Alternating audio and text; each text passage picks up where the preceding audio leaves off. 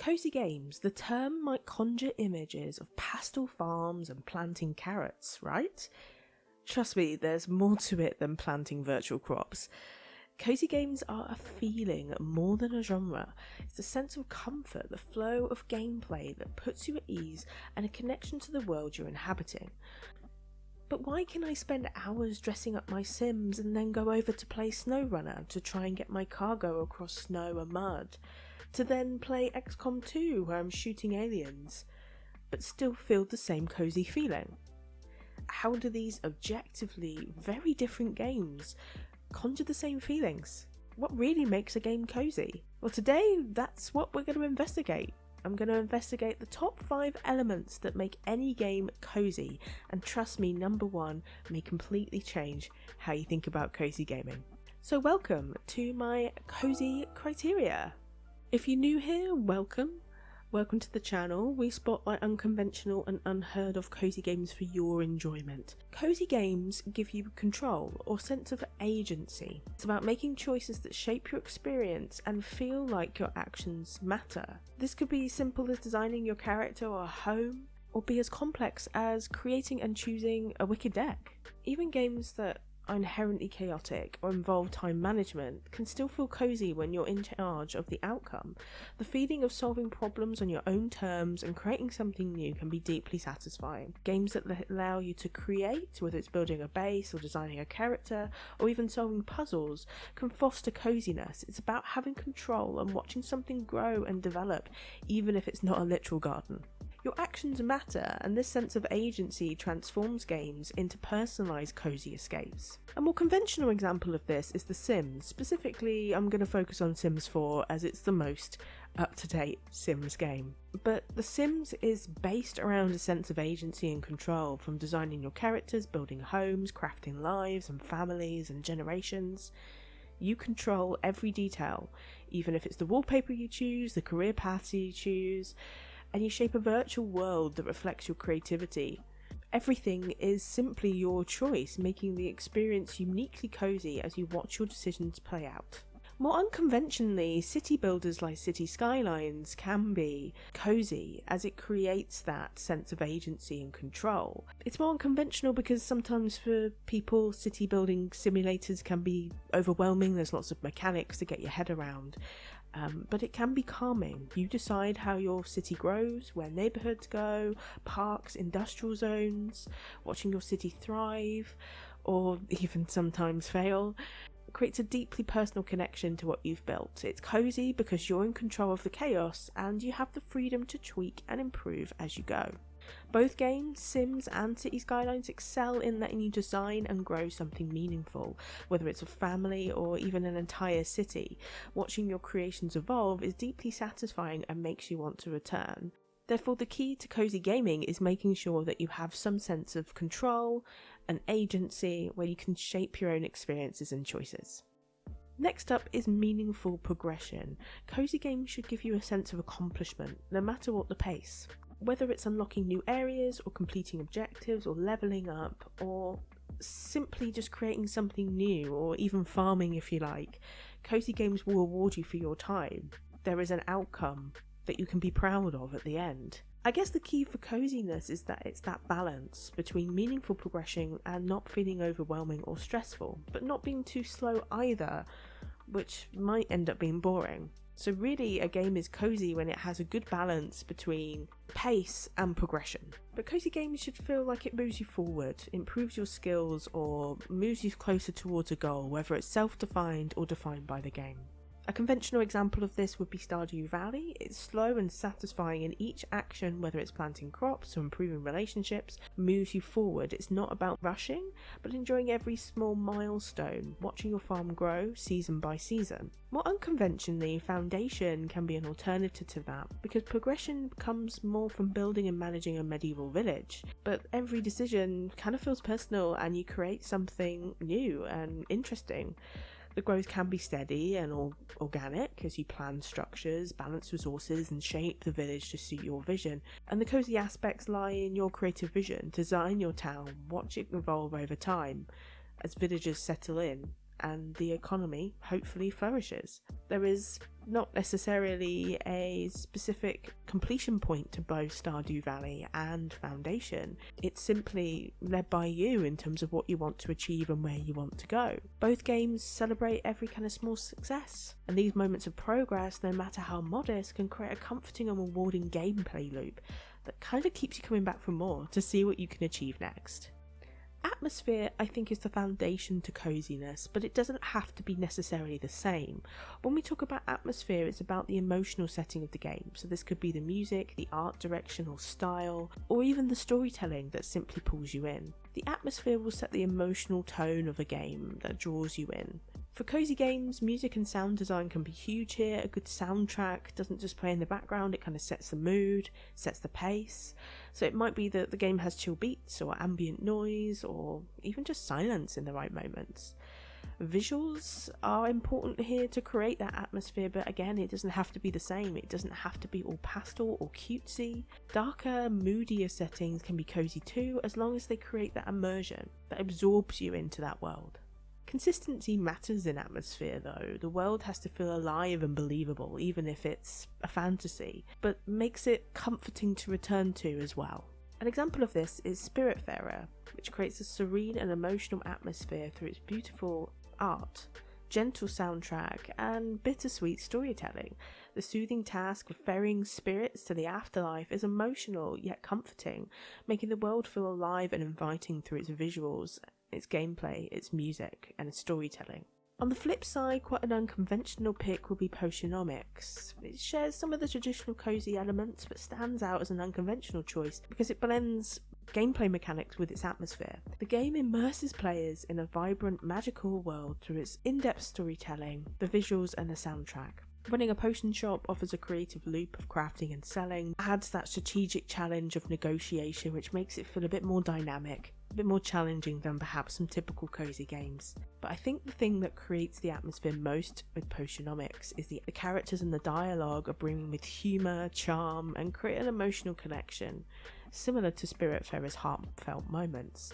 Both Spiritfarer and Potionomics highlight how atmosphere is at the heart of coziness, but again doesn't have to be in the same way. Both Spiritfarer and Potionomics highlight how atmosphere is the heart of coziness.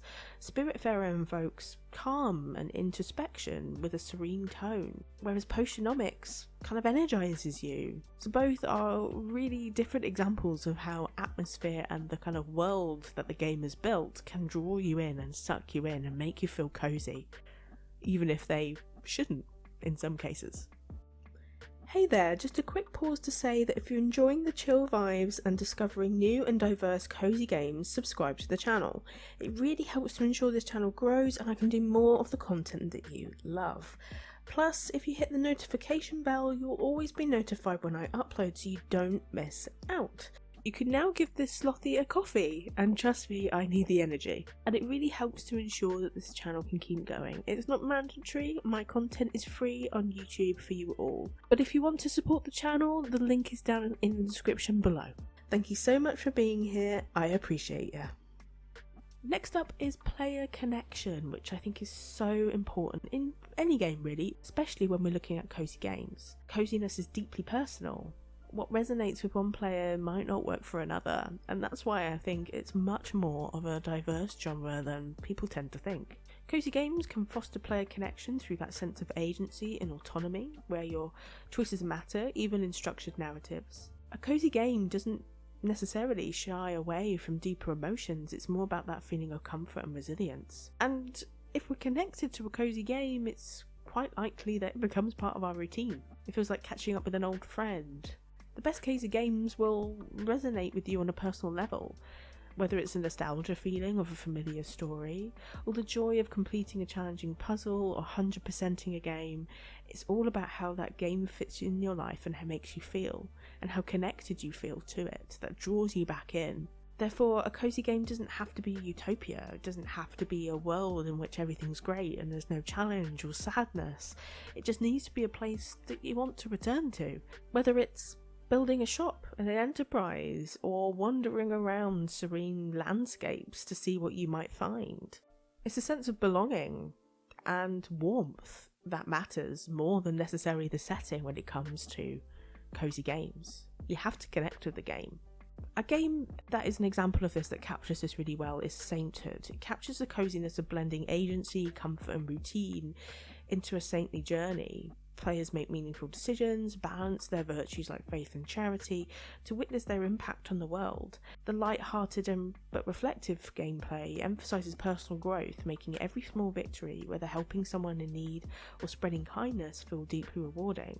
The game's cycle of resource management and fulfilling saintly duties become a grounding ritual and turning a path towards sainthood into a cosy, uplifting experience that really deeply connects you with values of compassion and kindness. Rimworld, on the other hand, is a very different game and does not seem cozy at first glance, but it's very good at creating a deep player connection, and it comes from the freedom to shape your colony story amidst unpredictable and sometimes wacky challenges that they face. The game's survival mechanics emphasises resilience and adaptation as players navigate crises and manage resources and forge relationships with their colonists. The comfort emerges in the mastery of the chaos and recovering from setbacks, and watching your colony thrive can be profoundly satisfying. And over time, the repetitive yet rewarding gameplay of planning, building and managing becomes a ritual, turning Rimworld's harsh environment into a strangely comforting second home. Despite their differences, both these games share a key element that makes them cozy. It's that sense of personal connection rooted in meaningful progression and player agency. While the tone and stakes definitely differ, the shared ability to immerse players into a space that feels uniquely theirs and connects and resonates with them really showcases how diverse cozy gaming can be. Lastly, we have replayability, which I think is probably one of the biggest points for me. It's about having a game that you can keep binging. It's like comfort food, right? It's something that you want to keep coming back to. So these could be games where outcomes are varied, so every time you play them it's fresh. So this could be deck building games, for example, or hidden object games, or ones with puzzles in it. With replayability, it could be about mastery over time. Cozy games let you improve while staying familiar. It could also be games that don't offer a different experience every time, but are simply so comforting you come back to. Replayability isn't just about grinding and doing the same things, it's about returning to something that feels both new and nostalgic. In a world that is inherently crap, it offers an escape where we can really just enjoy the game and the progress. Some great examples of this is firstly Good Pizza Great Pizza, which exemplifies the traditional cozy replayability with its simple yet satisfying loop of simply running a pizza shop. Each day brings new customers with unique orders, keeping the gameplay varied while maintaining a comforting rhythm. Players can improve their strategies over time, choosing what upgrades to buy, experimenting with topping combinations, or refining their skills at crafting the perfect pizza. It can feel fresh at each session and offer a cheerful atmosphere and gentle pace that keeps it relaxing. On the flip side, XCOM 2 might not fit the traditional mould of a cozy game, but is a really good example about replayability. The narrative of XCOM does not change. You are still trying to lead the resistance against the alien invaders. There's certain things that happen in the game that don't change. The ending is a set ending. Each campaign can feel unique thanks to its procedural mission generation and customizable squads and dynamic enemy encounters, so even if you've done the same map several times, it still feels really fresh and new because of your team composition, the aliens that you're up against. The sense of satisfaction that comes from perfecting tactics, upgrading your base and surviving through tough missions can make the game endlessly engaging. Despite the high stakes in XCOM 2, the methodical gameplay and the bond that you develop with your soldiers really locks you in for that cozy experience. It creates a surprising sense of comfort. Both these games highlight how replayability can foster coziness in different ways, whether it's the steady rhythm of crafting pizzas or strategic challenges of commanding a resistance. Both games can create loops that feel rewarding, comforting and endlessly replayable. So whether you're managing chaos, exploring the unknown, or even trying to master a skill, cozy games are as unique as the people that play them. They don't have to follow any rules. Now I want to hear from you. What games make you feel cozy? Is there anything I missed from the list that you think is a key component of cozy games? Let me know down below because I'll be really interested to hear your thoughts. And as always, thank you so much for watching, and I look forward to seeing you in the next video. Take care.